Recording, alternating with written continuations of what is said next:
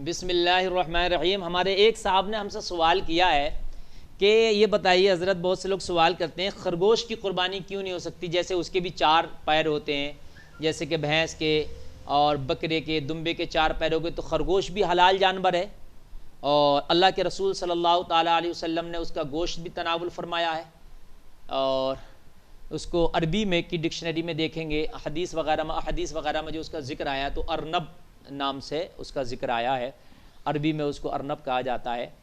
तो खरगोश जब जायज़ है, हलाल है, अल्लाह के रसूल ने खाया, 2 कान है उसके भी और 4 पैर हैं उसके भी, तो फिर उसकी कुर्बानी क्यों नहीं हो सकती।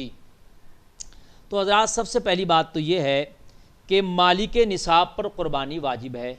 अल्लाह के रसूल सल्लल्लाहु ताला अलैहि वसल्लम ने इस कुर्बानी जो मालिक निसाब है तो उसके लिए जो कुर्बानी रखी है वो कम से कम दुम्बा या बकरी रखी है, क्योंकि खरगोश जो बाज़ार में मार्केट में अगर उसकी कीमत लाई जाए तो कई खरगोश मिलकर भी एक बकरी या दुम्बे की कीमत तक नहीं पहुंच सकते, क्योंकि ये ज़्यादा कम कीमत का हो गया। नहीं तो आदमी तो फिर ये सोचेगा 2 मुर्गे कुर्बान कर दूं मैं, तो 4 पैर 2 मुर्गों में भी हो गई, 2 मिलाकर तो भाई एक बकरी को पहुंच जाएगा। ऐसा नहीं है, क्योंकि कम से कम जो मालिक के निसाब है उसके लिए जो वाजिब रखा है और अल्लाह के रसूल ने हुक्म दिया वो बकरी या दुम्बा है, तो उसकी जो कीमत होती है, अब खरगोश की अगर 10 खरगोश भी आप खरीदे तो एक बकरी या दुम्बे की कीमत को नहीं पहुंचेंगे। आज तो कम से कम बकरी भी 4 से 5 हज़ार तक की मिल जाती है। खरगोश में मुश्किल से 1-2 किलो गोश्त होता है, तो वो उसके कीमत तक नहीं पहुंच सकता। फिर जैसे बड़े जानवर में गुंजाइश रख दी 7 हिस्सों तक की, तो बड़े जानवर की कीमत मिसाल के तौर पर आप देखें 30 से 35 हज़ार रुपये, बड़ा जानवर ठीक ठाक आपको सही उसमें मिलेगा हालत में। तो अब अगर बकरी का हिस्सा निकाला जाए तो 7 बकरियों को अगर जमा करा जाए तो एक बड़े जानवर की कीमत लगभग बनेगी, और एक बड़े जानवर की कीमत अगर देखी जाए तो लगभग 7 दुम्बे या 7 बकरियों का हिस्सा तकरीबन आ जाएगा।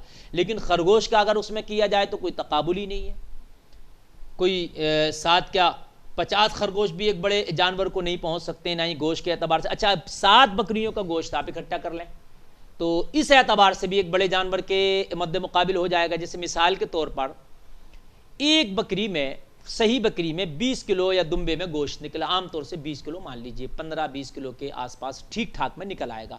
हालांकि अगर ज़्यादा हल्का हो तो 10 किलो भी निकल सकता है, लेकिन मैं एक 20 किलो का आपको एवरेज दे रहा हूँ।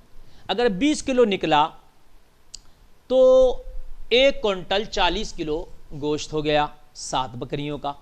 और अगर सही फरबा अच्छा बड़ा जानवर लेंगे आप, भैंस वगैरह, कटरा वगैरह, तो 1 क्विंटल 40 किलो, 1.5 क्विंटल, 1.25 क्विंटल के आसपास उसमें भी गोश्त निकल आता है। तो तकरीबन 7 बकरियों के बराबर गोश्त उस एक बड़े जानवर में भी निकल आता है, और एक बड़े जानवर का गोश्त देखा जाए तो 7 दुम्बे या बकरियों के बराबर भी तकरीबन हो जाता है।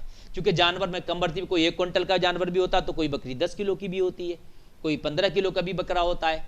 तो इस एतबार से अगर देखा जाएगा तो ये भी यहाँ बराबरी हो रही है। तो 7 बड़े जानवर में 7 हिस्से कर दिए गए और बकरी दुम्बे वगैरह में 1 हिस्सा रख दिया गया, लेकिन खरगोश का तो कोई तकाबुल ही नहीं है, फिर हुक्म भी नहीं है, अल्लाह के रसूल सल्लल्लाहु अलैहि वसल्लम से साबित भी नहीं है। हमने तो वही काम करना जो अल्लाह के रसूल सल्लल्लाहु ताला अलैहि वसल्लम से साबित है। क्योंकि हलाल तो और भी बहुत से जानवर हैं, लेकिन हर हलाल जानवर की कुर्बानी नहीं हो सकती, जो साबित है उसी की कुर्बानी हो सकती है।